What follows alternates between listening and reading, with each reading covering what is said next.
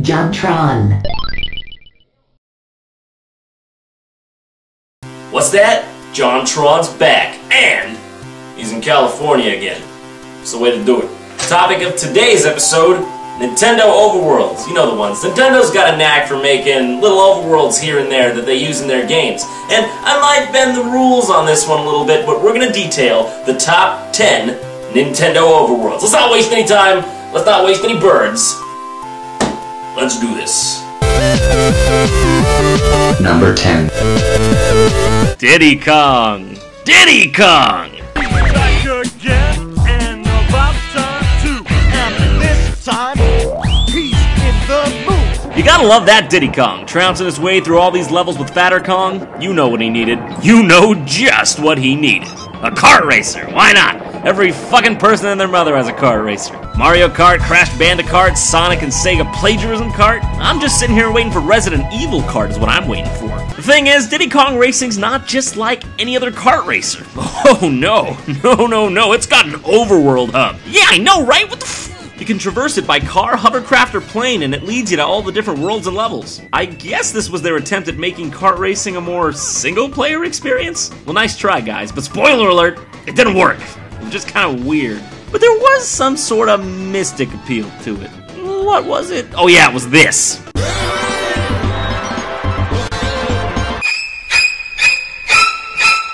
How do you pick your vehicle? You just crash the shit into Taj here and you're good to go. Hello, friend. Kid's got skin of steel. Number 9. He's a man of many faces. He may be pink, but it's really dangerous. Don't know why, but that commercial is burned into my mind from childhood. And it's not even a good song, so I don't even know why.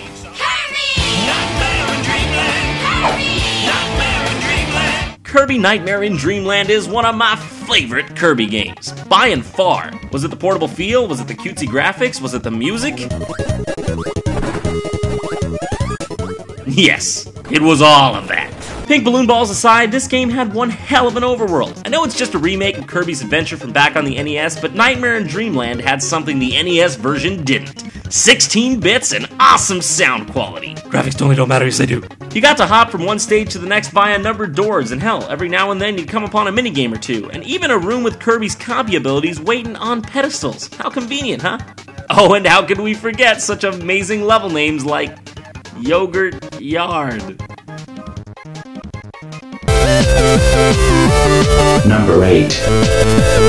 Scenario, you're 7 and shit. You're playing some Final Fantasy VI. Shit's all 2D and shit.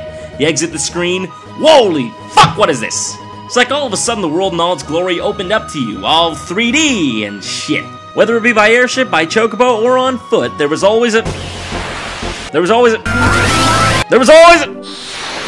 Look at me, this isn't so great after all. My favorite of these Final Fantasy overworlds straight up has to be the one from Final Fantasy IX. Listen to that music.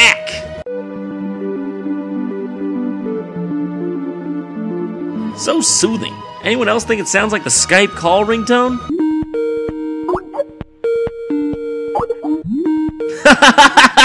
No one? Okay.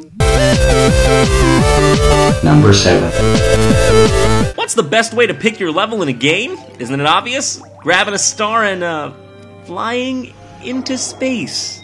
Well, that's cool, but there's just something so joyous and reassuring about playing a Mario game, and Mario Galaxy is no exception. In fact, it just might be the best. After a particularly fierce level, you can always come back to the Comet Observatory and, chill. Or do this. Super Mario Galaxy 2 went for a more streamlined approach, which I can appreciate just fine, but there's something so magical about this place. I mean, there's not particularly that much to do, it's just fun, that's all. What more do you need? I guess you can stuff Lumas with star bits that are death, or oops, no! Not this room! Oh, fuck, what? Number 6. What happened here?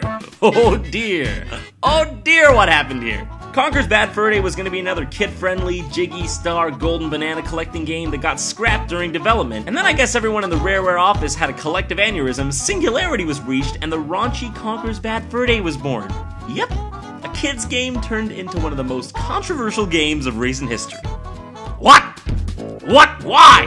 What? Why would you do that? Thank you for doing that, but why? The situation was so dire, they actually had to slap this warning on the front so parents didn't accidentally pick it up for their kids. Oh, life. How you surprise me in great ways sometimes. And you know the best part? Look at the overworld in this game. Whatever it's called, who cares? The Conquer's Bad Fur Day overworld. There you go, slap that on there, hallelujah. You can tell this overworld is probably from the original 12 Tales Conquer 64 title, but you know what? I don't even care where it's from, it's freaking amazing. Listen to the music. The music alone sells it.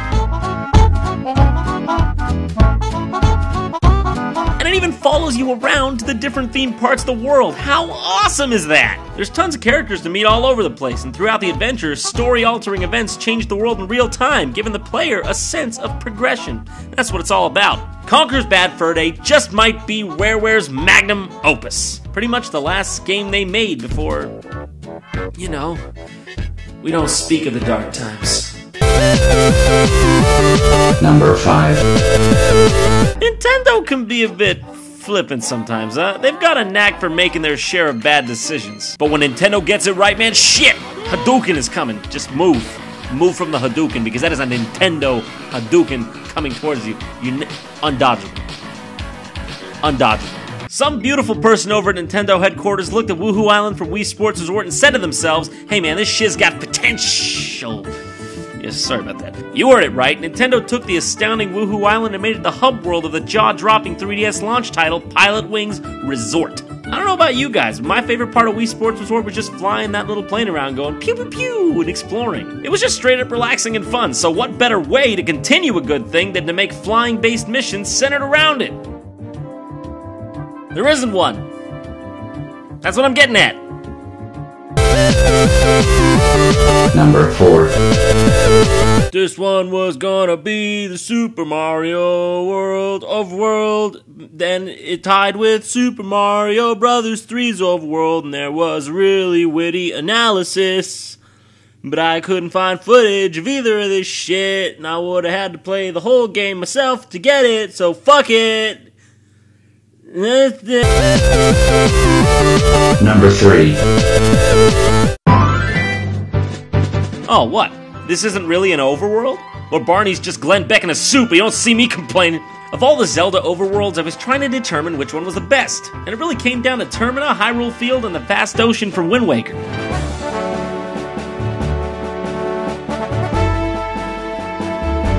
Man, I love all these games with such a passion that it glows at my core, but I'm gonna have to move all my chips on Hyrule Field, god damn it! It's something that I haven't experienced with a game for a long while, a deep-rooted feeling of adventure. As soon as you left the Kokiri Forest and took your first few steps into the Great Hylian Expanse, you knew!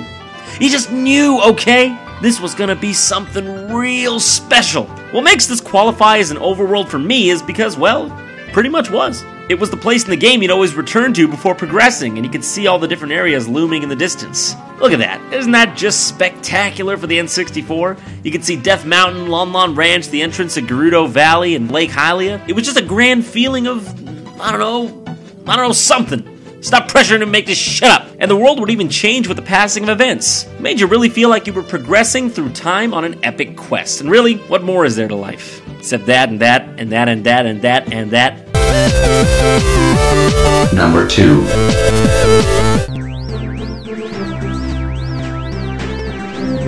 Whoa, mama, holy dark dangle nuts! This is the one we've all been waiting for, isn't it? The overworld that single-handedly defined all overworlds to come and outdated ones prior. Peach's Castle from Mario 64. What a beautiful thing this was. What a beautiful thing indeed, huh? That music is just enchanting. Listen to it.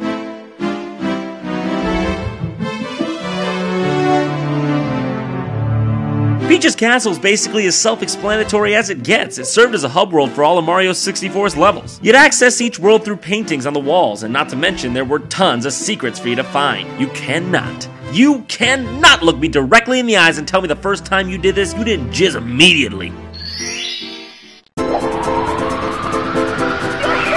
I'm talking immediately, like just jizz your pants, like whoa. It was that kind of thing we'd never seen in games before, and it was that kind of thing that hooked us then and for many more years to come. Who could forget the boo in the hallway, the slide that you accessed through the secret window, the eeriness of the basement? It's times like these we may never genuinely have again. I do so very much cherish these memories. In polygonal gaming's infancy, a game like Mario 64 may have felt weird and disjointed without a proper hub world. So I do declare, it's a good thing this old castle was there to tie it all together. I'll never forget you, old friend. Castles can't be friends.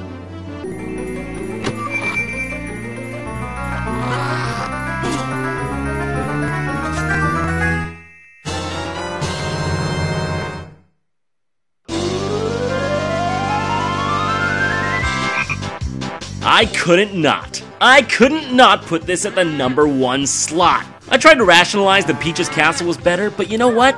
It just isn't. Spiral Mountain is the definition of an overworld. It's done what most overworlds have strived to achieve and failed to do. It's what baby overworlds want to grow up to be. It's simply something that can't be described with words.